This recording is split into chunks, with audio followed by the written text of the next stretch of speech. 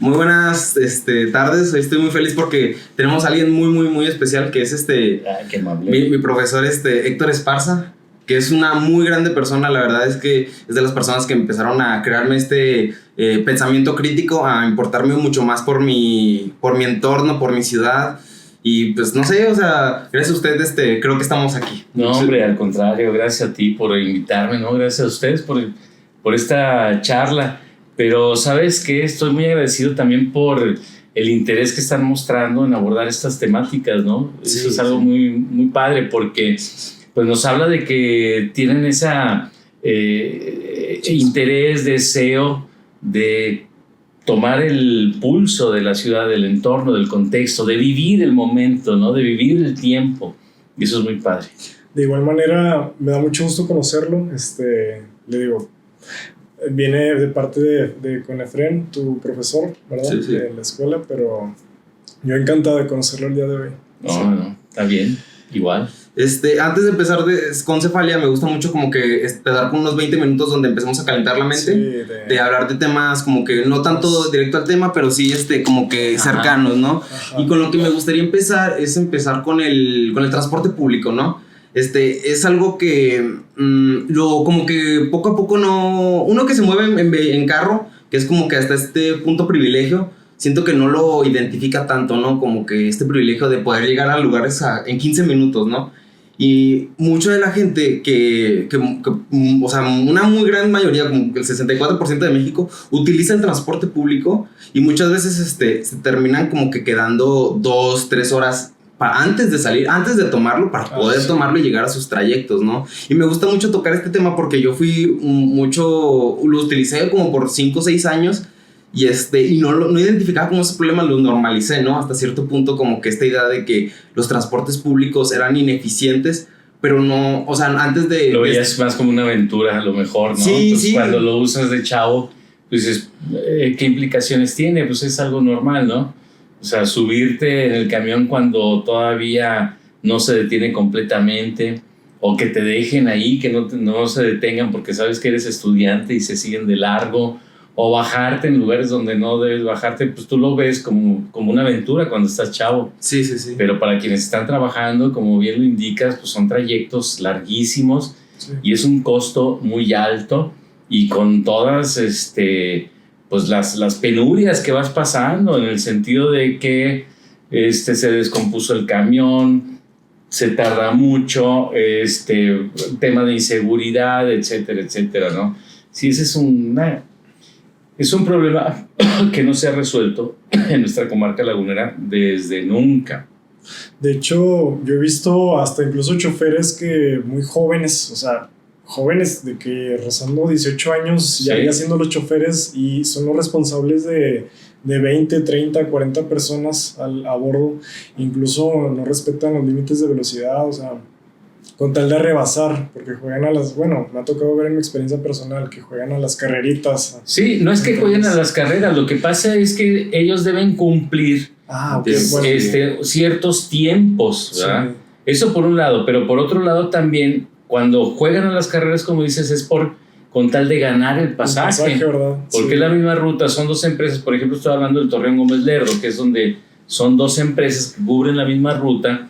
Entonces, con tal de ganar un pasajero, aceleran, se meten por donde no es, y ahí te ponen en riesgo terrible, ¿no? Sí, es que, y justamente estaba pensando que este servicio no es como que realmente público, ¿no? O sea, es privado. Sí. Son empresas que llevan a las personas. Son concesiones. Ah, sí, por las placas, O sea, son concesiones, los gobiernos le dan la concesión a un particular. ¿Esto qué significa? Que no es propietario el particular, sino que eso le pertenece pues a todos nosotros, pero es a través de una concesión, es decir, un permiso que entrega el gobierno a un particular para que aproveche esa actividad empresarial. Por eso el gobierno es el principal responsable de vigilar que se cumplan las normas, las leyes y las reglas.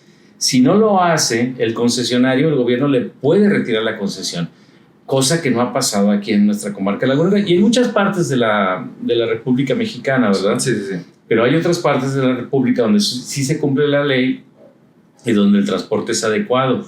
Es un tema muy sensible porque efectivamente las personas, hay personas que, cuyo centro de trabajo está a una distancia considerable, a veces tiene que tomar 2 camiones, por ejemplo. Sí. ¿Y eso qué le implica? Pues un gasto muy elevado, son 2 de ida, 2 de regreso, Sí, son mucho pero dinero. lo más sensible, Efraín, Ricardo, me parece que es el tema de que parte de su vida se les va. Sí, en totalmente, esos totalmente. trayectos. Sí, sí, sí. Y eso es lo injusto. O sea, un tiempo que es valioso, tiempo que no vuelve, es tu vida que pudiste haber dedicado a estar haciendo lo que quisieras, lo que te plazca, ¿no? Sí. Ya sea en términos, no sé, laborales, creativos, familiares, como quieras, ¿sabes? Pero es tu vida la que se te va en los traslados. Ese es un punto sensible que lo hemos dejado a un lado, lo hemos marginado, porque no le damos valor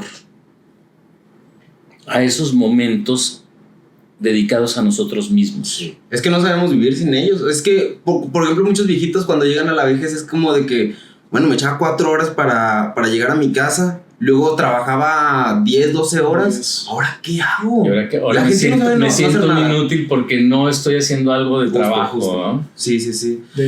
De hecho, discúlpame, sí, pero no. así cerramos el episodio anterior, ¿verdad, Efraín? Hablando justamente de los tiempos de traslado. Sí, sí, sí, ¿no? Y la proposición inmediata a cómo no resolver, sino tratar ese tema, que es el aprovechar ese tiempo no muerto. Sí, sí. O sea, como tal, usted nos En acaba toda de tu comentar. vida, o sea, Ha sido un problema a nivel de toda la vida, ¿verdad? en toda la vida El hecho y en países como el nuestro, ¿verdad? Sí, claro. O sea, que le dedicas tu vida a los traslados, a las filas en el banco, ¿no? A las filas en Sí, diferentes no, lados. Dices tú, a ver, burocracia. así sean 5 minutos, güey. Sí. El tema de la burocracia, Mucha no estar en burocracia. oficinas públicas, así sean absurdo, 5 sí. minutos, son 5 minutos de tu vida.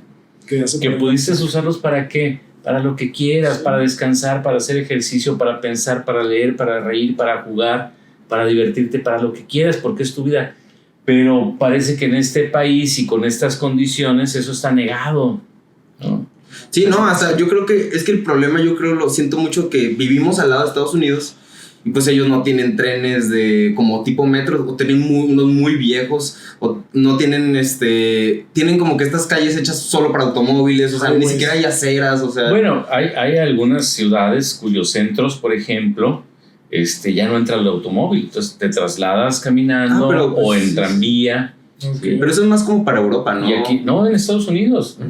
Y aquí hubo tranvía. Esta fue una ciudad, cuando nació esta ciudad, y hasta los 1920s, 30s, 40s incluso, era una ciudad moderna en el sentido de que tenía un tranvía eléctrico que comunicaba la zona conurbada, ¿sí? Tiene todavía los primeros cuadros de la ciudad, las calles anchas, las banquetas Sí, sí, sí, amplias, claro. para poder caminar, para poder desplazarte sin dificultades, ya sea en automóvil, en carreta o caminando o en otro vehículo, ¿no? Y era una ciudad moderna. Sí. Y ahora tú volteas y aquellas ciudades modernas son las que siguen utilizando el tranvía, el tren, el transporte público para llevarte a un lugar a otro. Lo que pasa es que aquí es totalmente ineficiente, ¿no? Totalmente ineficiente. Y te digo, a pesar de que es una concesión, de que el gobierno debería estar vigilando el cumplimiento de todos los parámetros, pues dejan hacer al concesionario lo que quiera, de tal manera que no cumplen con los tiempos, las rutas las dejan, las han trazado de tal manera que las distancias se vuelven muy extensas, es decir, que una ruta, por ejemplo, el concesionario determina por dónde va a pasar, claro que con anuencia de la autoridad, pero pues ahí es cuando el concesionario de pronto puede más y dice, yo voy a ir de aquí hasta vete a saber cuántos kilómetros y nadie más va a entrar más que yo. Sí. Y entonces eso implica que un camión pase allá Cada 1 hora, 2, 3. Cállate, ¿no? Sí, está muy feo ese rollo. Ahora que fueron las lluvias, los concesionarios pueden decidir no llevar el camión y la gente que necesita, que estos días estuvo necesitando, lo comento porque pues yo lo viví, o sea, para mi trayecto del trabajo a la casa, por suerte yo agradezco mucho que puedo tomar la gran mayoría de camiones, pero hay personas que necesitan una ruta específica y los días lluviosos que estaba todo inundado, de por sí ya teníamos ese problema pues del desagüe, ¿verdad? Tapado.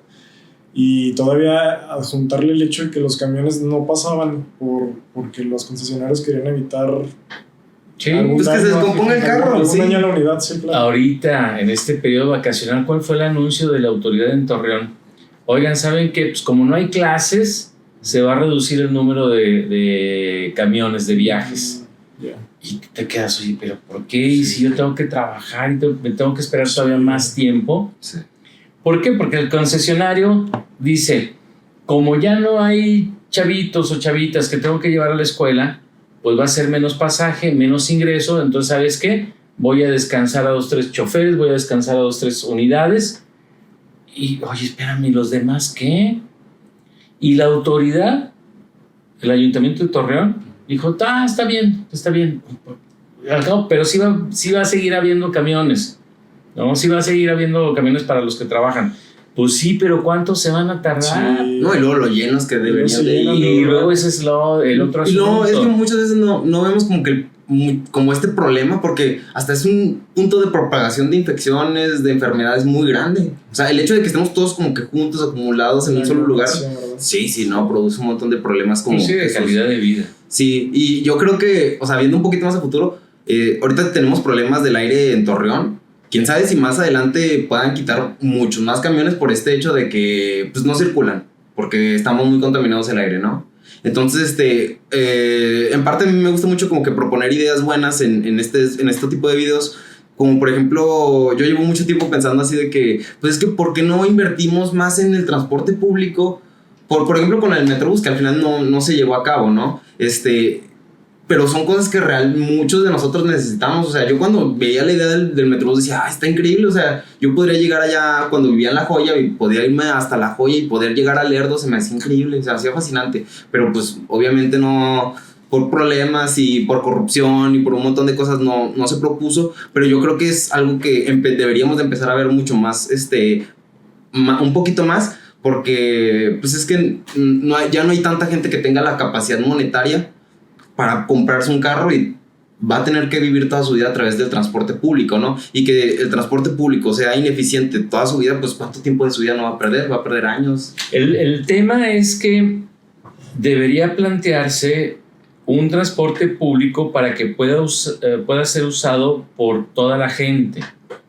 Es que estamos viendo que el transporte público es únicamente para aquellos que no tienen la capacidad de comprar un carro o una moto. Es cambiar la ideología, ¿no? Y la cosa es que el transporte público debería ser para todo mundo. Sí. Eso es lo que hay que plantear. Sí. ¿Para qué? Para reducir el parque vehicular, para ya no tener esa necesidad de comprar el coche o la moto, sino que el transporte reducir el tráfico, contaminación, sería exactamente, muy beneficioso. ¿no? Cosa que sí ocurre en otros países, ¿verdad? Sí, exacto. Lo que comentaba ahorita del tren.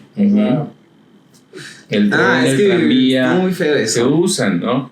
Lo que pasa es que aquí en la comarca lagunera, voy a hablar específicamente de la comarca lagunera, sí.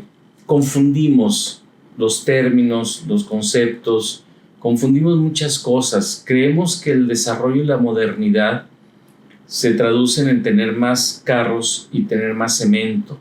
Sí, no, o sea, totalmente. Si vemos un árbol, por ejemplo, un árbol grande que en otoño tira las hojas, esas hojas las consideramos como basura. Sí.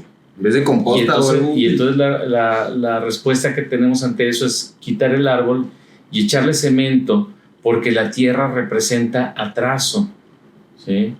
De la misma manera, si tú no cambias de coche cada cierto tiempo, pues entonces eres calificado como alguien que se estancó, alguien mediocre que no ha trascendido, no ha avanzado porque tiene el mismo carro, porque tiene el mismo vehículo. Entonces, esos conceptos están muy arraigados en nuestra comarca lagunera. muy, muy arraigados, ¿no? Sí. Ese es un gran problema. Por eso por eso no usamos la bicicleta para trasladarnos, ¿no? Por eso no caminamos, por eso hemos reducido los espacios para el peatón y para otros vehículos y se lo hemos destinado a los coches. Por eso ahorita hay un montón de concesionarias, el mercado del automóvil es muy dinámico, está creciendo muchísimo. O sea, hay concesionarias de coches y los que están vendiendo autos usados están creciendo de una manera impresionante. Y la política de los gobiernos es haz más calles, haz más bulevares, haz pasos subterráneos. Justo de eso quería mencionar que salió un video, ¿no? No sé quién era, pero alguien era importante de la Junta Municipal de Torreón que estaba hablando de que es que cómo no quieren que quitemos todas estas áreas verdes si lo que queremos es un avance, y ven el avance como calle, justamente lo que está diciendo fue usted. El director de Obras Públicas, Adolfo Obertrap, que el desarrollo, te digo, lo piensan como más concreto. Incluso él decía en ese video que tú mencionas, dice él, para construir tu casa tuvieron que tirar árboles, para construir la Soriana tuvieron que tirar árboles. Entonces dice, así es el desarrollo. Entonces ahí es donde hay que poner una pausa y decir, pues es que eso es lo que hay que cambiar, porque eso es lo que nos trae ahorita en esta crisis tremenda. O sea, que no logramos plantear una alternativa distinta en la cual el árbol sea respetado y permanezca, y que nosotros nos adaptemos a lo que plantea el árbol o la naturaleza. ¿A qué me refiero? Claro. Pues es que si el árbol está ahí, que ese sea su terreno, porque es su derecho, y yo veré cómo me acomodo para no estorbarlo, para no tirarlo, y además para aprovechar lo que él me ofrece, lo que ya sabemos, ¿no? Oxígeno, temperatura, mejores condiciones de vivir, etcétera. Pero reducción del estrés, sí. Pero no, lo tiramos. Es que lo tenemos que tirar, porque si tú quieres tener una casa, pues ese árbol está ocupando el terreno donde se va a construir tu casa. Y es que, por ejemplo, de eso, es que yo creo que muchos de estos problemas es el hecho de que no hay un buen desarrollo urbano, y que este mismo desarrollo urbano no empieza a ver como que otros países que lo han logrado, que han tenido un desarrollo con la ciudad y con lo ecológico, ¿no? Entonces, yo por ejemplo veo mucho como que lugares como China, que tiene ciudades así como que increíbles, pero dentro de esas mismas ciudades tiene un montón de parques, bosques, que bajan no solo el dióxido de carbono, sino el calor. Pues sí, pero empezaron a reaccionar cuando tocaron fondo. Sí, hace menos de 10, 12 años. Sí. Tuvieron la crisis de la contaminación, ¿verdad? Del smog. Exactamente. En 2013 Shanghái no se podía respirar, ¿no? No se podía respirar, y entonces ahora sí, oye, pues a ver qué hacemos. Pues ahí donde se construyeron todos estos edificios, de manera improvisada incluso, pues convierten en un parque. ¿Por qué? Porque se requiere. Por obligación, no tanto por... Fue un cambio cultural que lo dominó la obligación, ¿verdad? Del tener que acatar un problema de contaminación, o sea, porque ya era a nivel internacional. Es que firmaron acuerdos de estos de naturaleza, sí. Pero es que yo creo que hay un problema, yo creo que tengo un problema muy grande con esto, porque, por ejemplo, en México y en países como que europeos, que somos relativamente un poquito parecidos, hubo esta desindustrialización muy fuerte. Después del Tratado de Libre Comercio vendimos casi todos nuestros trenes. No hubo como que un desarrollo. Sí, se privatizó todo desarrollo, ¿no? Entonces, yo creo que ¿por qué tenemos que llegar a estos puntos donde, o sea, ya todo se está destruyendo y ahora sí hay que cambiarlo? ¿Por qué no podemos prevenir? O sea, nunca hemos tenido políticas de la prevención a los problemas. No, el tema de prevención no se nos da, y menos a los mexicanos, ¿no? No. O sea, si tú hablas con un médico, él te dice, oye, es que te saldría más barato si te alimentas bien, si haces ejercicios, si duermes a tus horas. Pero no lo hacemos, es decir, si previenes, ¿no? En la industria. Y entonces ya estás tratando la enfermedad y te sale más caro. Discúlpeme. No. Interrupción. En la industria de frenos, ¿cuál es el área donde siempre hay más trabajo? Mantenimiento. Sí. Porque no mantenimiento preventivo, mantenimiento correctivo. Correctivo. Siempre. Y sí, refleja una mentalidad, y yo creo que hasta innata al ser humano, de que hasta que no pasa algo malo, es cuando reaccionas. Sí. Sí, es cuando reaccionas, pero ese es un tema ahí cultural, ¿no? Tremendo. Entonces, pues hasta que tocas fondo, como los alcohólicos, ¿verdad? Sí. Hasta que tocas fondo. Me parece muy chido esto, o sea, porque ya están los 20 minutos, pero justamente podemos empezar como con lo cultural, porque justamente es que es eso, o sea, las ciudades se crean a través de la cultura, aunque yo creo que mucho de la modernidad, y justamente en esta ciudad ha crecido por la industria. Esta ciudad, yo creo que se ha basado su creación urbana, su desarrollo urbano, perdón, a través de la industria. Por ejemplo, en Peñoles, donde empezaron a construir sus casas justamente al lado de las fábricas para llegar lo más rápido posible al trabajo, ¿no? Uh-huh. Y evitar estos trayectos tan largos, ¿no? Que ya después trajeron más problemas, como lo del plomo y todo ese rollo, ¿no? Pero, justamente de la cultura, me gustaría como que usted nos contara un poquito como de historia de Torreón, una pequeña introducción para ya empezar como con los temas, un poquito más duros, ¿no? ¿Historia de Torreón? Sí, como de esta historia de la industria. Bueno, pues sí, efectivamente el punto de partida puede ser Peñoles, ¿verdad? Que es la más antigua, o una empresa minera que se instala aquí en la ciudad, cuando todavía la ciudad estaba pues apenas naciendo, en una villa, que de hecho la ciudad, o las ciudades, pues, porque podemos hablar de Torreón Gómez Lerdo, sí, que son las que se comienzan a afincar aquí. A partir del trazo del ferrocarril.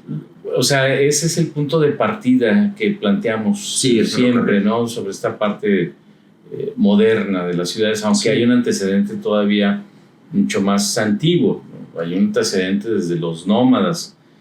Sí, pero yo creo que, por ejemplo, con el tema de los nómadas, yo creo que no golpeó mucho aquí, por lo mismo de que no hubo un asentamiento, y luego aparte como que toda esa historia se borró por todas estas estepas de pues, cultivos, ¿no? Bueno, sí hubo asentamientos, o sea, es que sabes que, Freddy Ricardo, ese pasado lo hemos borrado, y creo yo que ese es un detalle significativo, porque ese pasado que en el cual estamos hablando de un paisaje en el cual había un equilibrio natural, ¿sí? Como lo hemos borrado y planteamos la historia o el principio de la historia de esta región desde la modernidad, ¿no? Desde la instalación de los ferrocarriles, sí, desde la planta. Entonces no conocemos y entendemos cuál era la dinámica anterior. Sí, totalmente. Y eso hay que puntualizarlo, porque déjenme decirles que vivimos en una región que es única en el país. Okay. No hay ninguna otra zona en México que tenga 3 cuencas cerradas. ¿Qué significa esto? Las cuencas son estos sitios geográficos en los cuales pues hay escurrimientos de agua, ¿sí? Que se junta y forman lagunas, y que se filtran y forman los acuíferos. ¿Cuáles son estas 3 cuencas cerradas? Las más conocidas pues son las del río Nazas, un río que nace en la Sierra Madre occidental, en los terrenos de Durango. El río Aguanaval, que nace igual en la misma sierra, pero acá en los territorios de Zacatecas, ¿sí? Okay. Estos 2 ríos allá nacen y corren y desembocaban en lagunas internas aquí en esta comarca lagunera. Y la tercera cuenca es la del Bolsón de Mapimí, que está igual, forma parte de este territorio, está muy cerca de aquí, o sea, estamos hablando aquí de Mapimí, hombre, a 40 kilómetros, ¿no? Allí ese bolsón se llama bolsón porque es una depresión rodeada por cerros, llueve y toda esa agua escurre, ahí se acumula y se filtra, y de hecho de ahí, de los desiertos, es de donde más se alimentan los acuíferos. Sí. Entonces era una región llena de lagunas internas, ¿sí? Grandes lagunas. Si tú revisas un mapa por el Google Maps, un mapa satelital, te vas a dar cuenta de que hay muchas planicies entre los cerros, y esas planicies pues eran lagunas, ¿no? Lagunas internas. alimentadas o hidratadas por el Nazas, el agua naval y todo lo que escurría en el bolsón de Mapimí, ¿no? Entonces, en torno a estas lagunas había asentamientos, había muchísimos grupos humanos que ahí vivieron, ahí se asentaron y tenían un ritmo de vida que iba acorde a los ritmos de la naturaleza, ¿sí? Mesoamérica. Todo este tema, ¿no? Pero llegan los españoles con este esquema de la hacienda y en la cual también se plantea la explotación intensiva de los recursos. Sí, sí. Y entonces empieza la agricultura, empieza la crianza de ovejas, principalmente en aquel entonces eran ovejas, y el tema de la minería que se da más en el Mapimí, ¿no? Y las ovejas y la crianza que se daba acá y la agricultura era para sostener a los mineros, porque la minería era lo que más les importaba a los españoles, ¿no? Sí. Entonces, olvidar ese pasado es el que no nos permite reconocer ese ciclo de la naturaleza que existía antes y que era estable. Porque decimos, a ver, pues aquí el nacimiento de esta región es la industria, sí. Es Peñoles, es el ferrocarril, ¿verdad? No, espérame. Están instalados aquí porque había condiciones, pero hay un antecedente en el cual tendríamos que recuperar para poder restablecer ese equilibrio, ¿no? Sí, sí, sí. Pero bueno, llegan los españoles con este esquema de la hacienda, en el cual lo que implica era la explotación de los recursos, ¿sí? Para la obtención de ganancias.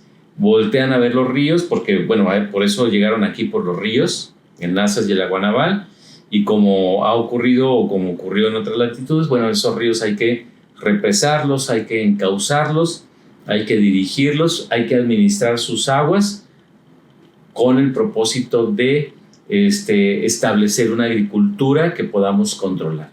Y es cuando se empiezan a construir los canales, las represas, ¿sí? Y empieza a detenerse el flujo del agua de ambos ríos. Pero no es sino hasta la época de Cárdenas, precisamente de Lázaro Cárdenas, aunque antes en el tema de las haciendas ya se había construido el canal de Sacramento, o sea, ya el río, la represa de San Fernando, ya se empezaba a contener el agua de los ríos y a desviar y a destinar a otras áreas. Pero es en los 30s, cuando empiezan ya a construirse las grandes presas, que se detiene de manera muy drástica el flujo del agua. Se detiene y entonces se rompe el ciclo del agua, ¿sí? Y acá empieza a darse un proceso de industrialización muy fuerte, incluso hasta en términos agrícolas, que eso exige un consumo de agua tremendo, ¿no? Sí, sí, sí. Tremendo. Entonces empiezan a extraer agua del subsuelo, argumentando que se vivió un periodo de sequía muy fuerte. Sí. Entonces el gobierno extiende un decreto donde dice, bueno, ok, como no hay agua, como no llueve, como estamos en sequía, ustedes van a poder extraer agua del subsuelo, pero una vez que se recupere las lluvias, ya van a dejar de extraer agua. Pues se abrieron los pozos, llovió, pero no cerraron los pozos, siguieron extrayendo agua y siguieron conteniendo las aguas del río Nazas, ¿no? Sí. Quería preguntarle, entonces, la Torreón, Torreón La Laguna, es, o sea, en principio, o sea, fuera de los nómadas, empezó siendo un lugar sumamente extractivista, o sea, aquí solo se extrae para sí, vender. Sí, esa porque fue ni siquiera bronca. nosotros tenemos como que algo con la llegada de los españoles y lo que sigue ocurriendo ahora es esa la postura, ¿no? O sea, los recursos naturales los ven como eso, como un recurso que yo puedo aprovechar para generar una producción y una ganancia, ¿no? Sí. Así es como se ha estado viendo hasta la fecha, hasta el momento, ¿no? Y bueno, cuando ya cuando se empiezan a desarrollar estos planes del establecimiento del ferrocarril, porque ya estaba aquí la empresa Peñoles y ven que este es un punto estratégico para la distribución de mercancías, ¿sí? Es cuando ya se toma, cuando se empiezan a plantear o a planear las ciudades de Lerdo, Gómez Palacio, Torreón, ¿no? Pero ya anteriormente estaban las haciendas distribuidas en todo el territorio que explotaban todos los recursos naturales sin freno, ¿eh? Hay una experiencia de llamar la atención que tiene que ver con la explotación del guayule. ¿Ustedes conocen el guayule o han oído hablar del guayule? No. El guayule es un arbusto que crece en el norte del país. Es exclusivo también de estas regiones. De ese guayule, de su savia, de su resina, descubrieron que podían generar un caucho. Caucho, ¿no? Entonces estamos hablando del periodo de la Primera Guerra Mundial y se asocian los Madero, la familia de Madero, los parientes de Francisco y Madero, incluido Francisco y Madero, con los ricos, con esta familia Rockefeller. Okay. Ellos se asocian e instalan aquí una empresa para aprovechar el guayule y crear caucho para elaborar neumáticos para los vehículos que fueron utilizados en la Primera Guerra Mundial. Wow. Acabaron con el guayule. Por eso no conocíamos, sí. Lo extinguieron de la naturaleza. Qué feo, ¿no? Sí. O sea, y cuando acabaron con ellos, pues ya la empresa se cerró y ya a seguirle, ¿verdad? Y lo olvidamos, ¿no? Y hay fotos históricas de esta planta y hay historias, pero esa era y sigue siendo, porque ese es el gran problema, sigue siendo la forma de proceder de las empresas y empresarios locales. No están tomando en cuenta la sustentabilidad en sus procesos, ¿no? Y están viendo a los elementos de la naturaleza únicamente como una materia prima, como un insumo. Esa es la gran bronca, ¿no? Y sigue ocurriendo aquí. El tema del proyecto de agua saludable para la laguna es mantener esa dinámica de ver el agua como un recurso el cual yo puedo usar y aprovechar para mis actividades. Y yo creo que también el Estado, o sea, ha tenido como que mucho apoyo en esto porque es el que permite, ¿no? Que se sigan realizando estas acciones y que no tengan como que una sanción, ¿no? Sí, por supuesto, ¿no? O sea, el Estado, supongo que te refieres al gobierno, Al ¿no? gobierno, sí, totalmente. Pero bueno, sí, podemos... es que si lo planteas como el Estado, pues sí, la población es omisa o es cómplice o de plano desconoce, y como desconoce sí, todo esto, pues dices, no sé cómo, de qué manera participar.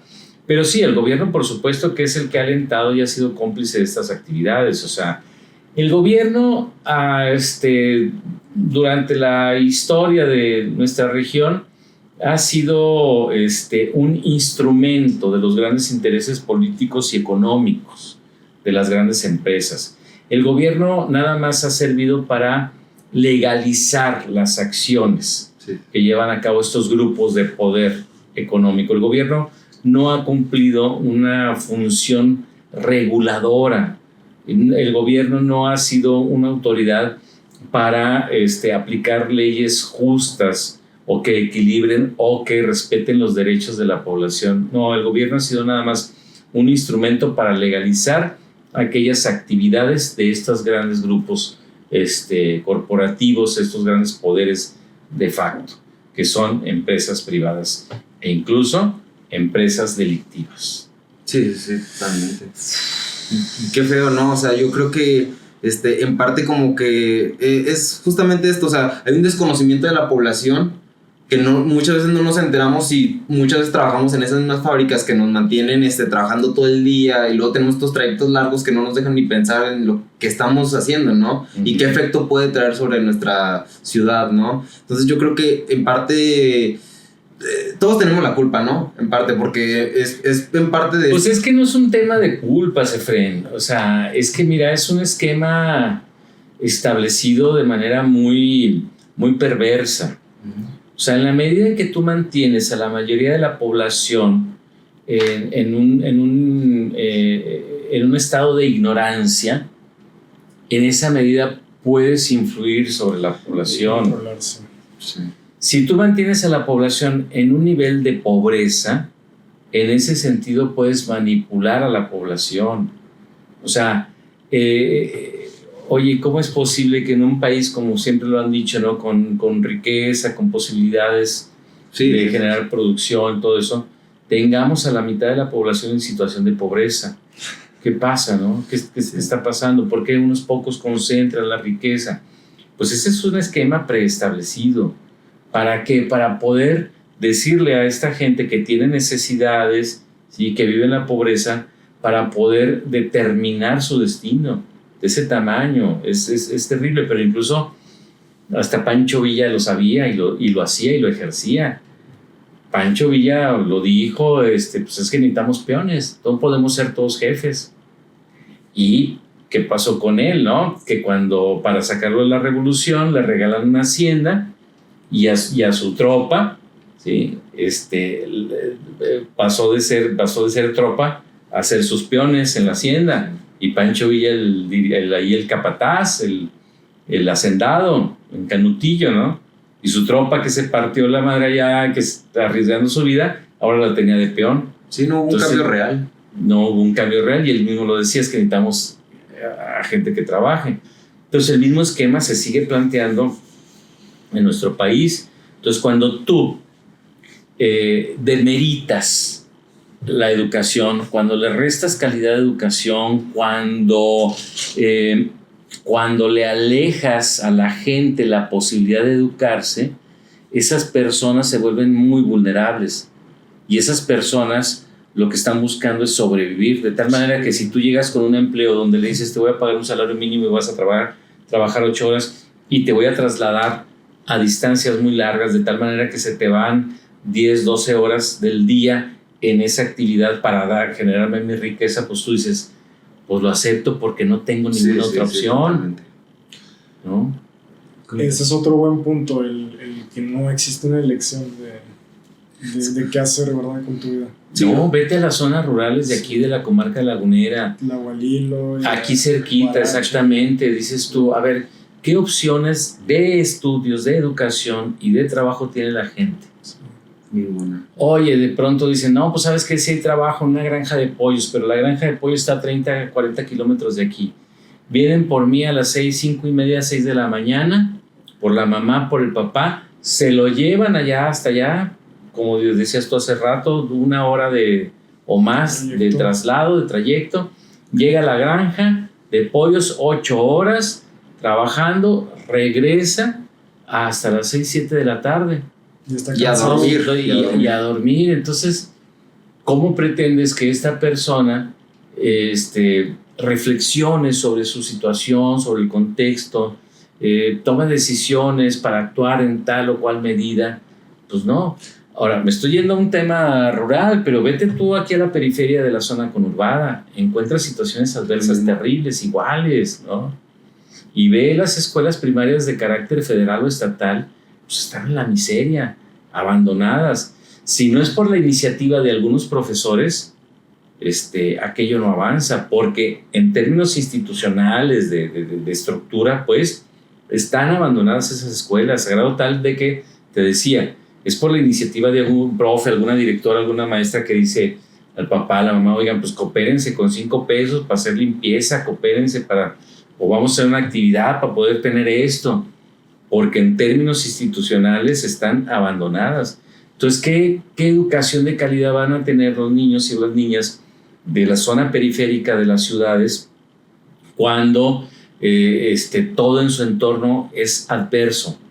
Aguas negras brotando, carencia de agua potable, sin espacios verdes, con un nivel de violencia muy, muy alto, ¿no? Con escuelas paupérrimas.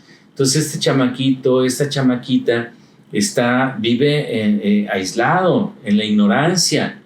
Entonces, ¿cómo pretendes que participe socialmente cuando lo que le queda por hacer es sobrevivir nada más, ¿no? Sí. Y eso no es como dicen una teoría de la conspiración. No, pues lo estamos viendo en la realidad. O sea, lo que yo estoy diciendo es algo que ha ocurrido constantemente, no es una teoría de la conspiración. Eso está planeado conscientemente por los grupos de poder para seguir teniendo gente que pueden meter en sus fábricas, en sus empresas, a fastidiarlas, a explotarlas, a someterlas a trabajos durísimos y pagarles poco dinero. En México, los márgenes de utilidades que tiene el dueño de una empresa en comparación con lo que gana una persona son márgenes, sí, son absurdos, abismales. Hoy incluso acaba el INEGI de sacar la encuesta de ingresos y gastos de los hogares y volvemos a ver esa disparidad tremenda. Un grupo muy pequeño de la población tiene gastos quincenales de 40,000 pesos, mientras otro grupo mucho más amplio, ¿sí?, mucho más amplio de la población, sus gastos son, creo que alrededor de, no recuerdo si 15,000 pesos, un poco menos, pero sigue siendo muy abismal, muy disparejo, ¿no? Sí. De hecho, yo creo que, corrigiendo lo que acabo de decir, yo creo que está un poquito mal como que decir como que culpa, porque hasta cierto punto es como de que esta así idea de... ¿Cómo? ¿Qué pasa? Sí, no, sigue. Porque siento de que en parte es esta idea de que tienen... Es como con lo del agua, ¿no? De que, tú tienes la posibilidad individual de dejar de consumir tanta agua, cuando Barcel se está gastando lo de 30, 40, 50 familias en un día, en una hora. Coca-Cola, casi todos los conglomerados industriales que están aquí usan el agua. Sí. Y eso es horrible porque muchas veces nos culpan a nosotros cuando realmente, pues ellos tienen jet privados. Por ejemplo, Taylor Swift, que es una muy famosa cantante, ¿no? Ella utilizó su avión para literalmente viajar por todo el mundo y hizo como 700 veces las toneladas de dióxido de carbono que hace una persona normal en un año, ¿no? Uh-huh. Y es absurdo, lo hizo en como 3 meses, ¿no? Y lo vemos normal, hasta lo vemos deseable, ¿no? O sea, es esta idea de que todos queremos ser millonarios de chiquitos, ¿no? O sea, todos queremos ser el opresor y no el oprimido. Y es esta idea, no es como de que, ¿por qué no todos podemos ser grandes? ¿Por qué no todos podemos ser chidos, no? Uh-huh. O sea, ¿por qué no todos podemos tener las mismas cosas, no? Pero no, o sea, siempre es de que estas ideas de jerárquicas, ¿no?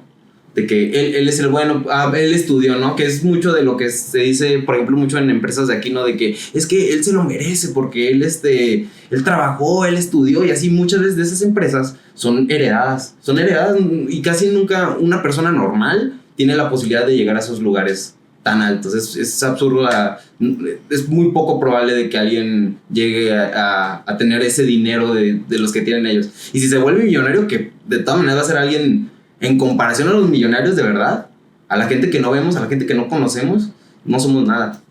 Sí, la movilidad social en nuestro país es prácticamente nula. No, nos vamos para atrás. De hecho, había visto un estudio hace poquito de que la gente morena tiene menos posibilidades de crecer de un blanco que no tenga estudios. Eso es absurdo. O sea, ¿cómo puede ser de que alguien que solo por su apariencia física tenga mejores privilegios laborales, uh-huh, por eso, solo por ser blanco? No, y incluso yo lo he visto, o sea, una amiga me dijo así muy cínicamente que pues yo, pues por ser bonita me contratan en cualquier lado que pido trabajo. Uh-huh. Así, o sea, y que siempre llegan muchas candidatas al trabajo que va, y ella, por ser de tez clara y muy atractiva, la contratan directamente. Sí, lo vemos deseable. Es lo que más me molesta, es de que socialmente lo aceptamos y lo vemos como deseable y queremos llegar a esas cosas, ¿no? En vez de, que es una de las cosas más importantes que digo en como que las soluciones, que es organizarnos. ¿Por qué no nos organizamos y no digo como que esta idea tan revolucionaria de que si tomamos el Estado, ¿no? Pero ¿por qué no nos organizamos para evitar de que esas empresas se acaben tanta agua? O sea, ponerles un límite. Tú puedes producir hasta este punto y si te pasas, ni modo. Porque nosotros tenemos no sé si hay un derecho sobre el agua, porque yo me acuerdo que Estados Unidos y Israel prohibieron el derecho a la alimentación como derecho humano. Uh-huh. Entonces no sé si tenemos como derecho humano el agua. Sí, verdad. Es un derecho. O la vivienda. No, es un derecho humano. Es un derecho humano, ¿no? Y bueno, ahí planteas varios aspectos. El primero es que efectivamente son los grandes consorcios los que están consumiendo los recursos de una manera voraz. Sí. Pero sí vale la pena empezar con acciones individuales, porque esas acciones individuales, incluso cuando las compartes, es cuando comienzas a sumar, ¿sí? A sumar, es decir, cuando empiezas a dialogar, cuando empiezas a plantear lo que te preocupa y lo que desearías que ocurriera, te escucha la otra persona y dice, oye, pues pienso igual que tú, ¿por qué no hacemos algo en conjunto? Entonces ya no fue uno, ya fueron dos, ¿verdad? Sí, ahí se empieza a generar comunidad, ¿no? Sigue estando ahí Coca-Cola, Corona, sigue estando Lala, ¿no? Siguen estando con una fuerza tremenda. Pero esta suma de individuos va haciendo la colectividad que sí puede generar cambios. Y aquí en la comarca lagunera hay ejemplos favorables que no hay que perder de vista y en los cuales podemos sumarnos. Sí. Precisamente, bueno, el podcast va a quedar ahí, ¿no? Durante mucho tiempo, pero mañana domingo, 3 de agosto, por ejemplo, se está convocando una concentración en el lecho del río Nazas, precisamente para visualizar esta problemática, ¿no? Y se está convocando a la ciudadanía, a la gente común y corriente, a ti y a mí, ¿no? Dice, vamos ahí, y ahí vamos a encontrarnos para generar un frente común y poder establecer una acción que se pueda elevar al gobierno, a política pública, ¿no? Ese es un paso y ese es un ejemplo. Sí, sí. Pero déjame decirte que no es la primera vez que surge este tipo de encuentros, ¿no? O sea, anteriormente ya hubo otros encuentros y más atrás otros. Que los logros han sido mínimos, pues sí, ha sido difícil, ¿no? Es un camino muy, muy, muy difícil de afrontar, porque efectivamente se está confrontando a grandes poderes económicos que, como lo decía hace un momento, tienen como aliado o como su brazo legal al gobierno, ¿no? El gobierno les autoriza a los grandes agricultores a extraer el agua que quieran, por ejemplo. No pagan ni un centavo por la extracción de agua. Te van a decir, no, sí, cómo no, pagamos la energía. Pagan la energía eléctrica. Pero no es comparable, ¿no? Pero el agua, o sea, pagan la energía del motor que extrae el agua, pero el agua no les cuesta. A ningún agricultor les cobran el agua. Al ciudadano sí le cobran el agua. Te digo, y te van a decir, no, sí pago. ¿Cómo de que no paga? ¿A quién le pagas? A la Comisión Federal de Electricidad. Pagas por la luz, no pagas por el agua. Entonces, eso está establecido en la ley. Entonces te digo, ¿cómo le hacemos, verdad? Si ese consorcio, Lala, Chelchota, Alpura, pueden extraer el agua que quieran y no pagar ni un centavo, ¿cómo le hago? ¿Cómo enfrento esa situación? Bueno, pues el individuo organizado, los individuos organizados aquí mismo en la comarca lagunera han logrado que la Suprema Corte de la Justicia de la Nación reconociera esta problemática, ¿sí? Y aceptara un amparo y le exigiera a la Secretaría del Medio Ambiente y a la Comisión Nacional del Agua aplicar medidas de remediación para detener la extracción, para detener el desequilibrio del acuífero.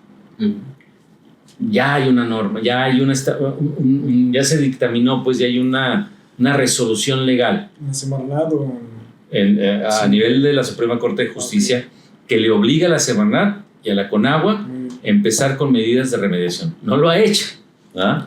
O sea, no lo ha hecho. Que pues ya están las bases, ¿no? Pero ya es un paso, ¿no? Sí. Entonces, todos los agricultores tienen que poner un medidor volumétrico en sus pozos para saber cuánta agua estarán extrayendo. No lo han hecho, pero ya hay una ley, ¿sí? Ya hay un amparo establecido. Si se sigue empujando, ¿sí? Entonces va a comenzar a haber castigos. Ya hubo una sanción económica al anterior director de la Comisión del Agua, una miseria, ¿no? Creo que 5,000 pesos lo multaron por no aplicar. Sí, es de risa. Es de risa, ¿va? Sí. Pero son antecedentes que se van dando, ¿no? Son pasos que se van dando. El que se haya decretado, por ejemplo, el Cañón de Fernández, por donde pasa el río Nazas, primero como parque estatal, después como humedal de importancia mundial, y ahora forma parte de un área natural protegida que se llama Ríos y Montañas de la Comarca Lagunera, que se extiende a una gran superficie. Bueno, ya es un reconocimiento formal y legal. No ha pasado nada en términos de protección todavía, o sea, siguen entrando los racers, siguen extrayendo arena y piedra y sacando agua, sí, de acuerdo, pero ya por lo menos hay ese respaldo legal, es decir, se está haciendo algo, está ocurriendo algo, es muy lento, uno desearía que fuera más rápido, pero sí son ejemplos que hay que tomar como referencia y en los cuales nos podemos sumar para lograr una modificación, para lograr un cambio, ¿no? Sí. El tema de Peñoles, por ejemplo, es significativo, es significativo en el sentido de que en el año 2000 hizo crisis, tronó aquello porque entonces ya se determinó con bases, con pruebas, con estudios médicos que los niños tenían plomo en la sangre. Ahí está demostrado, estudio, ¿no? Se presionó a la empresa que dijo, no, pues si quieren nos vamos, ¿verdad? Si el problema somos nosotros, nos vamos. Pero y entonces dices, no, esa no es una respuesta y esa no es la solución. La solución es corregir las acciones que se han llevado a cabo, ¿no? Y cambió la dinámica de no contar con un departamento de comunicación, de no contar con un departamento de vinculación con la comunidad, porque estaba cerrado Peñoles. Peñoles manejado únicamente por ingenieros. Me tocó tocar la puerta ahí, me abrieron la puerta, entré y tenía 2, 3 ingenieros ahí a los que los entrevisté y no sabían nada del tema del manejo de crisis, no sabían nada de comunicación y fue cuando dijeron, pues si quieren nos vamos, ¿verdad? No se trata de que termines con la actividad económica, sino se trata de que cómo puedes desarrollar esa actividad económica de una manera sustentable, de una manera amable y en la cual haya un reconocimiento y un respeto al entorno. Y empezaron a hacer acciones, ¿no? O sea, pusieron ya filtros y taparon ahí, compraron casas, pusieron un bosque, están dando atención médica a los niños. No se ha erradicado el impacto, porque pues ahí está es que son metales pesados. Sí. Ahí está el Cerro Negro y siguen ahí refinando los metales, ¿no? Pero hay tecnología, ¿no? Hay tecnología que puede atenuar el impacto. En el tema del agua, es sabido ya, todo el mundo lo sabe y está probado, ¿sí? Que puedes utilizar tecnología para reducir el consumo de agua en el riego agrícola. Y no necesitas ir a Israel, porque eso me da risa, porque luego dicen, no, pues es que vamos a Israel a ver allá cómo le hacen. Y descubres que le hacen igual que como podríamos hacerle aquí, o sea, sí. Riego por goteo, riego con cintilla, riego con pivote central, o sea, puedes optimizar el uso del agua. Pero no lo han hecho los agricultores porque significa una inversión, es decir, dar lana, y no quieren soltar sus utilidades porque es una forma de ser tan mezquina que todavía sigue permeando en la mayoría de estos grandes agricultores. Ha habido unos que otros que ya son sensibles. Bueno, ante esta crisis climática, por ejemplo, y el tema del agua, Lala reaccionó. Dijo, primero reconoció, no, pues si yo soy el centro del problema, quiero también ser el centro de la solución. Pero va muy lento, o sea, tienen la capacidad económica como para ir de manera más acelerada, pero van muy lento porque como se trata de dinero y el dinero les puede muchísimo, pues por eso no lo sueltan. Pero bueno, a lo que voy es que estos fenómenos han ocurrido a partir de la organización social, aquí en la comarca lagunera. ¿Sí? O sea, han logrado cambios, poquitos, pero significativos, que sí son una plataforma para comenzar a hacer cosas, ¿no? Para seguir haciendo cosas. Quien convoca para la manifestación del domingo 3 de agosto son chavos, ¿eh? O sea, no somos los que participamos hace 15 años en la manifestación, no son los que hace más atrás, en los 80s también convocaron, que sí van a estar los sobrevivientes de aquellos entonces, ¿verdad? Pero para este encuentro del domingo 3 de agosto, los convocantes fueron chicos como ustedes. Qué chido. Está pasando. Sí, yo creo que en parte redes sociales nos ayudó mucho como que a darnos cuenta de estos problemas tan grandes que tenemos alrededor del mundo de agua. O sea, ya podemos ver cualquier video de alguien que está sufriendo por hambre, por agua, por todos esos problemas que estamos a punto de empezar a sufrir, ¿no? Uh-huh. Entonces podemos sentir de que, bueno, yo por ejemplo, yo lo siento así de que estamos en el momento donde podemos hacer el cambio, o si no, ya todo se puede ir así a la basura, porque cada vez tenemos menos agua, cada vez tenemos menos comida, y lo que están haciendo los grandes conglomerados industriales es decirnos de que consume menos, o pues ni siquiera nos alcanza el dinero para a veces comprarnos cosas, ¿no? O sea, por ejemplo, McDonald's con el dinero que ha subido, o por ejemplo, vamos a ponerlo con la renta, ¿no? Desde este momento hasta 2010, la renta se ha separado de los salarios muchísimo, ¿no? O sea, somos la primera generación que va a crecer con un peor ingreso que el de ustedes, ¿no? Y eso es como que hasta cierto punto muy preocupante para todos nosotros, porque es que tenemos que hacer algo. O sea, ¿cómo podemos vivir en la miseria y irnos más a la miseria sin hacer nada, ¿no? Uh-huh. O sea, yo por eso siento de que este es el momento donde todos nosotros como jóvenes, como personas un poquito más grandes, nos preocupamos ya por lo que puede pasar en la laguna. Y aparte porque es esta idea que me gusta mucho plantear esta idea de que no hay otro lugar. O sea, porque hay mucha gente que dice de que nos vamos a ir a Marte, nos vamos a ir a Júpiter, y vamos a vivir en otro lado y vamos a poder traer agua de allá. Para nada, es imposible, es muy caro. No, y nosotros no vamos a ir, ¿eh? O sea, si los millonarios se irían, ellos se van a ir, nosotros nos van a dejar aquí a morirnos. Y me importa mucho eso, como dejarlo en claro de que no podemos dejar este mundo morir. Es el único que tenemos, en nuestra única casa. Nacimos para estar aquí. Oye, nada más así un paréntesis. Dime. Esto de que si quienes se van a ir a Marte, pues eso ha ocurrido, ¿eh?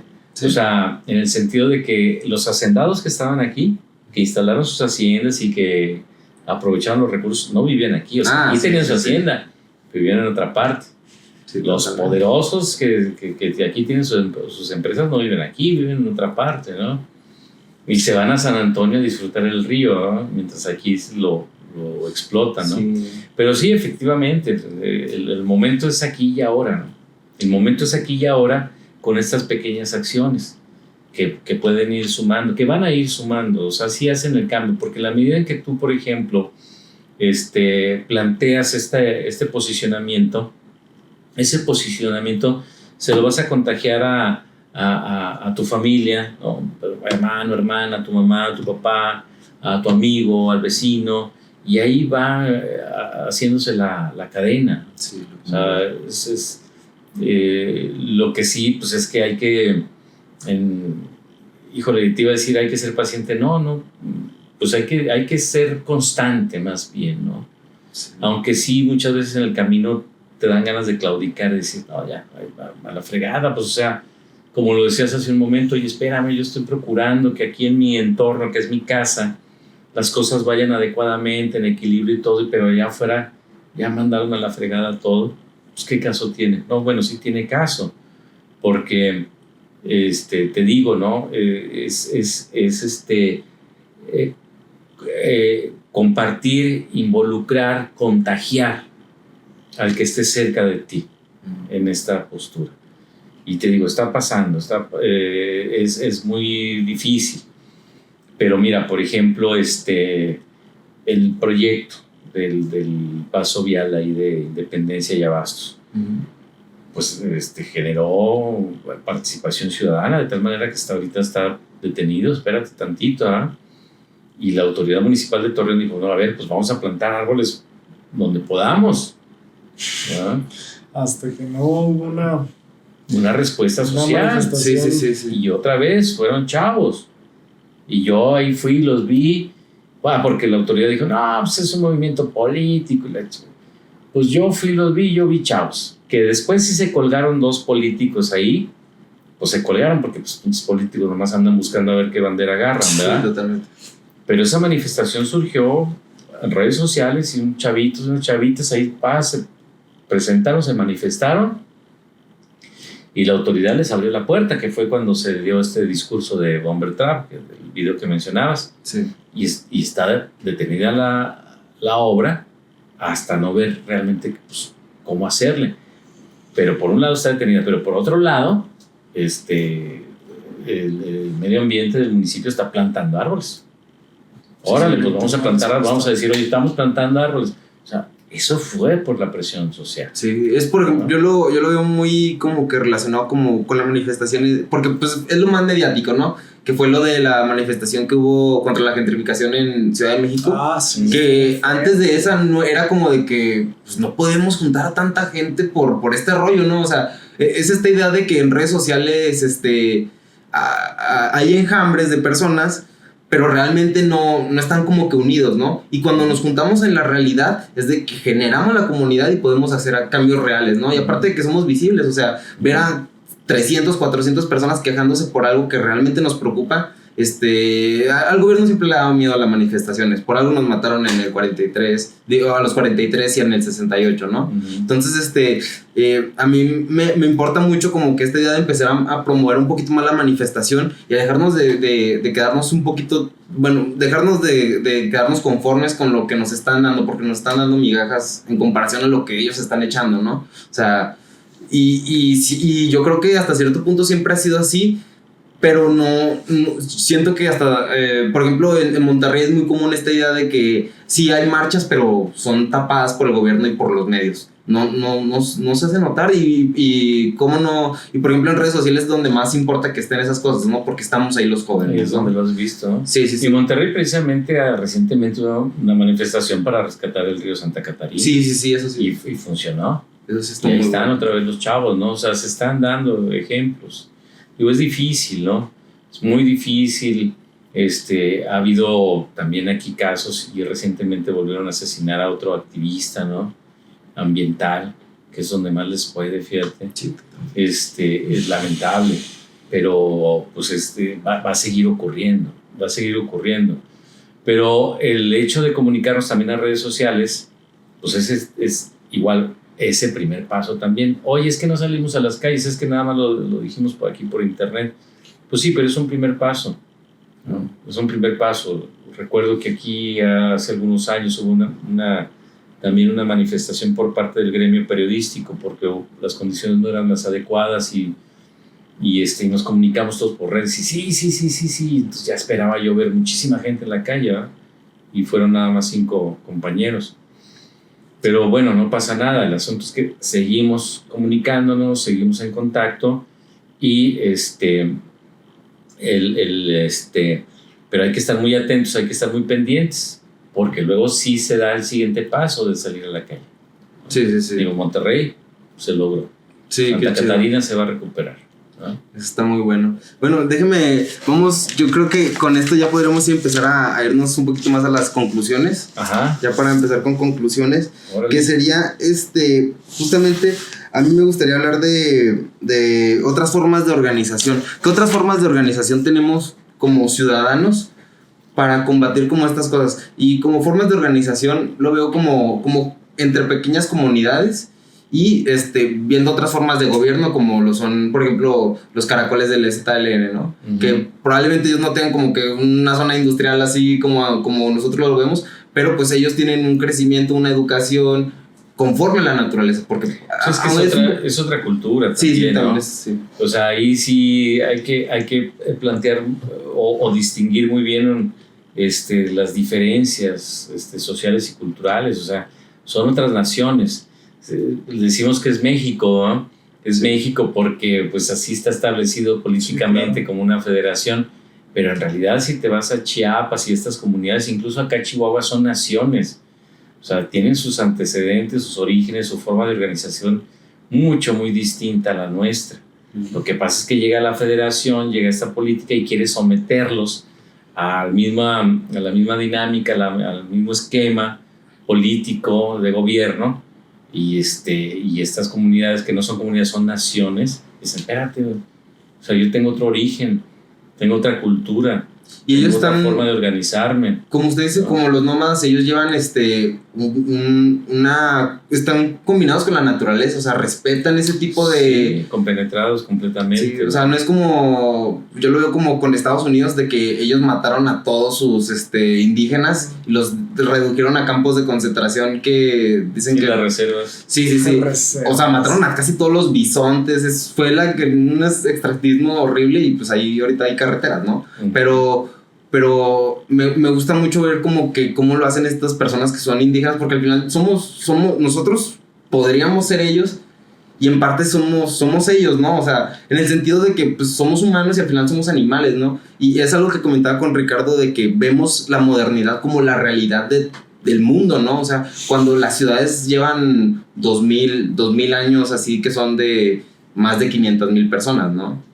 Acá, por ejemplo, específicamente hablando de la comarca lagunera y de la zona metropolitana de la comarca lagunera, este esquema de crecimiento urbano que se está dando puede llegar a posibilitar una forma diferente de organización social. ¿A dónde voy? Estos fraccionamientos cerrados, que ya son los que están prevaleciendo, podrían ser esa célula o ese principio de organización, como se dio en los barrios. A ustedes no les tocó, pero por ejemplo todavía en mi generación, el barrio era una comunidad muy amalgamada, organizada, donde los vecinos se conocían y eran muy solidarios, ¿no? Sí. O lo siguen siendo pues en el barrio, ¿no? Muy solidarios, porque eran estas células urbanas que se establecían. Hoy, con este planteamiento de los fraccionamientos cerrados, puede ocurrir un fenómeno similar, y de hecho hay algunos fraccionamientos aquí y ahora en Torreón, Gómez Lerdo, donde los vecinos se han organizado, por ejemplo, para rescatar las áreas verdes. Hay un ejemplo allá por el Centro Saulo, se me escapa el nombre de la colonia, pero los vecinos se pusieron de acuerdo y rescataron su plaza, que es muy grande además, y aquello se volvió muy atractivo, se volvió un pulmón muy atractivo, pero los vecinos están participando. Hay otro fraccionamiento ahí por el TEC de Monterrey, donde los vecinos crearon su área para generar composta y están desarrollando su huerto. Qué bonito, su huerto, qué chido, ¿no? Está muy chido. Entonces, está pasando. ¿Sí? ¿Qué falta? Pues a lo mejor ahí, te decía, empezar a comunicarnos, a dialogar. Oye, estaría padre que ocurriera esto. Necesitamos un frente común contra estas cosas. Yo pienso lo mismo, ¿no? Entonces, esas podrían ser estas nuevas formas de organización a partir de este planteamiento urbano de las áreas restringidas, ¿no? De las áreas exclusivas. Podría ser un camino, ¿no? Un camino de establecer tú como células, ¿no? Como células urbanas. Pues aquí vamos a hacerlo, ¿no? Que de hecho, te digo, ocurre. Están los grupos de WhatsApp de los vecinos. Sí. Oye, vecino, ya pasa, ahí viene la basura, o no va a pasar la basura. Vecino, hay alguien aquí sospechoso. Vecino, ya me robaron, ¿no? Vecino, por favor, mueve tu coche. Las redes sociales están funcionando. Sí, no. Yo creo que en parte en su generación era un poquito más sencillo, porque tenían en la esquina una tiendita, había alguien que hacía, estaban como que, no había como que estos trabajos tan separados, ¿no? O sea, hasta las colonias eran hasta centros de trabajo, donde había alguien que vendía comida, había alguien que hacía quesos, había alguien que reparaba zapatos, y así se iba generando un poquito más comunidad a partir del trabajo, ¿no? De las necesidades del pueblo, ¿no? Sí. O sea que aquí en nuestra generación se ha ido pues, un poquito más separando, porque pues a través de redes sociales puedes vender a cualquier persona en cualquier lado del mundo, ¿no? Y en parte, yo creo que en jóvenes, es un poquito más complicado porque es esto lo que digo, o sea, somos un montón de gente, somos enjambres, pero realmente no estamos conectados, ¿no? O sea, está cada quien en su rollo y yo creo que en parte, lógicas como TikTok y otro tipo de redes sociales nos alejan de estas ideas de buscar un bien común por nuestra comunidad, ¿no? Fíjate que ahí yo sí te diría que hay que tener cuidado con las generalizaciones, porque entonces ya planteas que todo es así y no, hay sus excepciones y hay sus ejemplos, ¿no?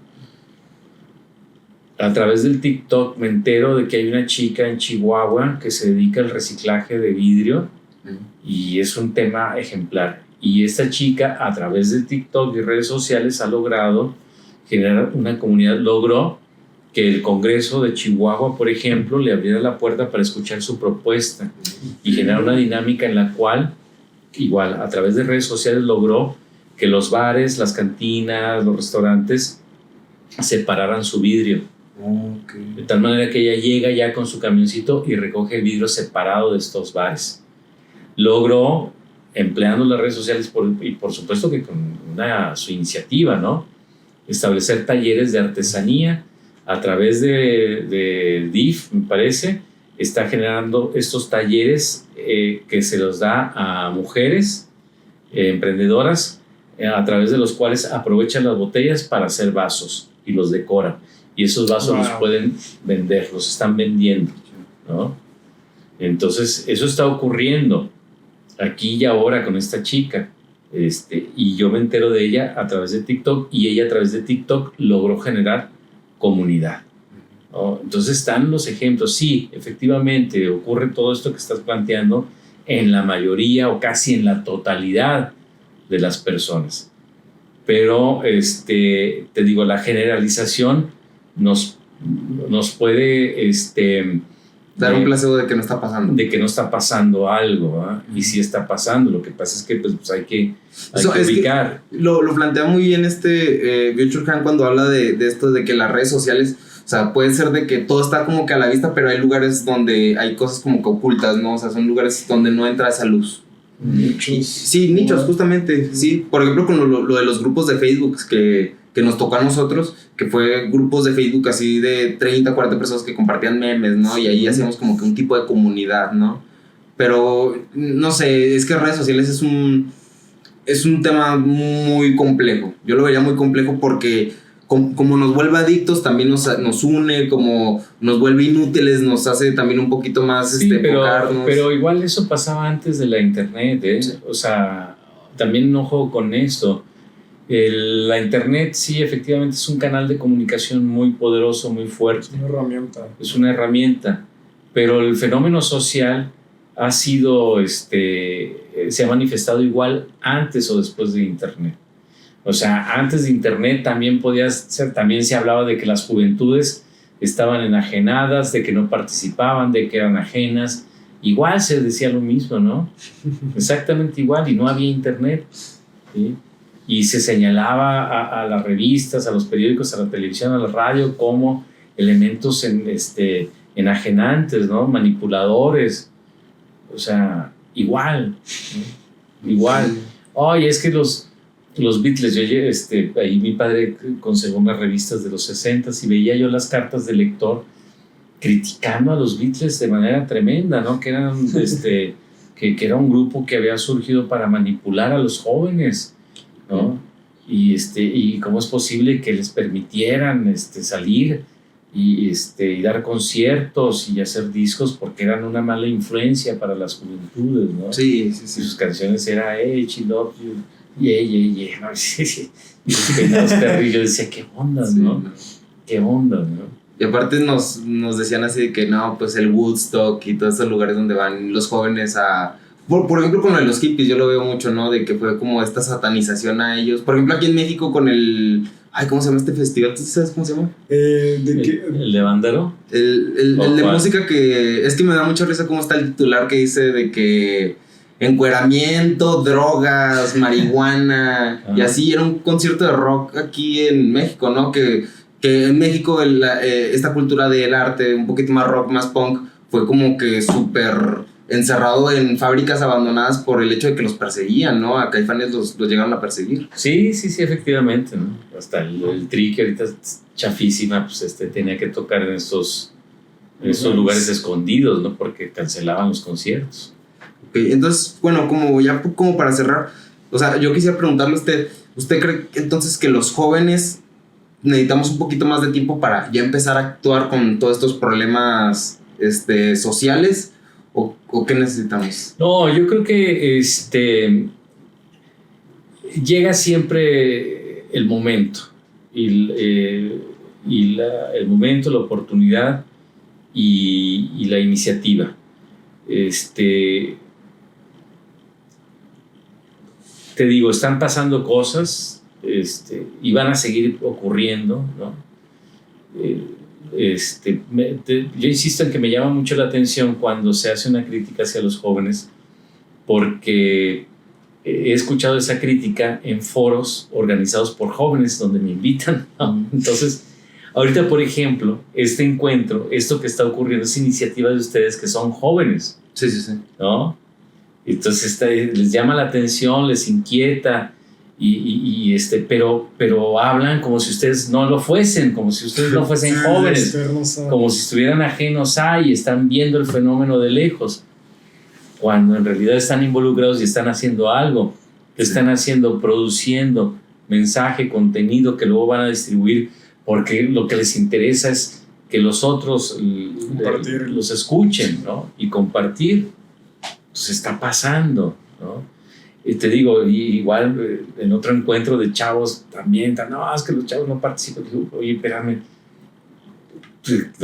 tú estás chavo y me estás convocando y quienes están aquí son chavos. Lo que va a ocurrir el domingo son chavos los que convocaron. Es de Migala, ¿verdad? ¿O no? ¿Usted no conoce a Migala? No. Es un grupo político que se está generando de justamente jóvenes que quieren buscar un cambio a través de la vía electoral, ¿no? Y tienen como esta idea de hacer el partido Migala, ¿no? Y Migala es un proyecto de justamente de filosofía, de educación que ha estado desde, no sé, 10, 4... Sí, yo creo unos 10 años, pero sí. O sea, cuando ellos eran jóvenes, nos dejaron la semilla a nosotros como para ir viendo esas cosas, ¿no? ¿Ves? O sea, ahí está, ¿no? Un saludo a Migala. Un saludo. Y a Pegasus. Ahí está, ¿no? Se están dando las acciones y los momentos, ¿no? ¿De qué depende? Bueno, pues depende de un montón de variables. Lo que pasa es que sí, efectivamente uno quisiera de chavo que los cambios ocurrieran de inmediato y que se diera esa sacudida, el resultado directamente de inmediato, pero es un proceso social que sí requiere caminar, que requiere madurar, o que requiere ir sumando, y que en algunos o muchos momentos en el camino se desvía, se desvirtúa, se derrumba, pero es parte del proceso, ¿no? Es parte del proceso decir, oye, espérame, pues es que se me hace que no conseguimos lo que estábamos pretendiendo, ¿no? A lo mejor se modificó, se moldeó, se perfeccionó, se pulió ese objetivo, ¿no? Y se replanteó el camino. Pero sí están pasando cosas que lamentablemente estas cosas que estén pasando sean adversas y más fuertes. Eso es una realidad, ¿sí? Pero que están surgiendo las alternativas y la respuesta a esa realidad, que es como una losa muy pesada, están surgiendo las alternativas y las respuestas. Te digo, ¿no? Cambio es muy difícil que se dé radicalmente porque estamos hablando de grupos de poder que están muy bien enraizados, que tienen el control del gobierno, que tienen el control económico, que tienen control político, ¿sí? Que tienen control social. Son grupos muy, muy, muy poderosos, ¿sí? Pero eso, pues eso no frena la intención y el interés y el deseo de los jóvenes por hacer cosas nuevas, ¿no? Sí. Antaño no se hablaba de sustentabilidad, o sea, y deja tú incluir el término en el discurso, sino no se hacían acciones sustentables, ¿sí? Y hoy en día, por ejemplo, ayer platiqué con mi prima, que es de mi generación, es de mi edad, y ella y yo, cuando teníamos la edad de ustedes, queríamos cambios, soñábamos, y ahorita ella los está logrando. Es bióloga. Excelente. Y ya está ocurriendo, o sea, ella ya tiene esa posibilidad de modificar su entorno, pero le ha costado un trayecto de 36, 40 años de estar duro. Pero ella es la joven que antaño lo soñó, lo deseó y empezó a caminar para lograrlo. Y está ocurriendo. Entonces va a ocurrir. Va a ocurrir. Lo que pasa es que no hay que dejar de soñar. Cuando se dio la rueda de prensa para la convocatoria del domingo 3 y a impulsar esta necesidad de que el río retome su cauce, un compañero reportero me dijo, pues como que muy románticos los chavos, ¿no? Digo, pues sí, muy románticos, pero es que se necesita ese ingrediente. El romanticismo, la ilusión, el sueño se requiere para lograr el cambio. Se deja de ser joven cuando dejas de anhelar, de soñar y de amar. Entonces, eso hay que mantenerlo. Ya no es un tema de edad, ¿no? Es un tema de actitud. Entonces hay que seguir siendo romántico para lograr esos cambios. Qué increíble mensaje. De hecho, también me gustó mucho. ¿Tú quisieras comentar algo antes de cerrar? Me gustó mucho esa última secuencia de palabras sobre la juventud.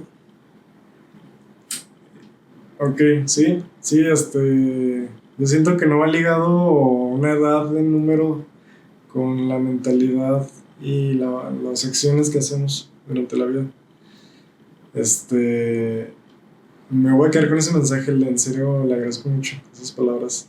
En general, en todo, porque siento que ha sido o sea, todo este lapso una cátedra. Casi no he expresado palabras en este podcast, pero porque es una cátedra, literalmente. No, sí, pero se agradece mucho porque este contenido no solo nos apoya a nosotros como para seguir preguntando, seguir investigando, seguir haciendo cosas, sino para las demás personas que nos están viendo, que ellos también, y yo siempre lo digo antes de acabar los podcasts, de que lean un libro, hagan algo nuevo, o sea, descubren qué podemos hacer por nuestro mundo, porque pues al final vivimos aquí, no vamos a dejar de vivir aquí, porque muchos jóvenes creen esta idea de que se van a morir a los 30 y no, o sea, la vida sigue. Hasta los 60, 70 años vamos a estar aquí, pero pues... Disculpa, y me gustaría volver un poquito desde el punto sobre esta flora que se perdió en la región. Me quedé pensando un poco más de la Cantanillo, porque yo personalmente con mi familia he visitado muchos lugares históricos de aquí de la ciudad, de que la Casa del Cerro, que el Museo de la Revolución, que el Canal de la Perla, que casas antiguas, que esto y lo otro, que fotografías, que documentos, incluso en la Alameda, la biblioteca. O sea, me ha gustado indagar durante el siglo de Torreón de hace 60, 70 años, y nunca había escuchado de eso, fíjese. Y me pongo a pensar cuántas cosas, además de ello, se ha perdido sí, sería muy rebuscado el encontrar, vaya.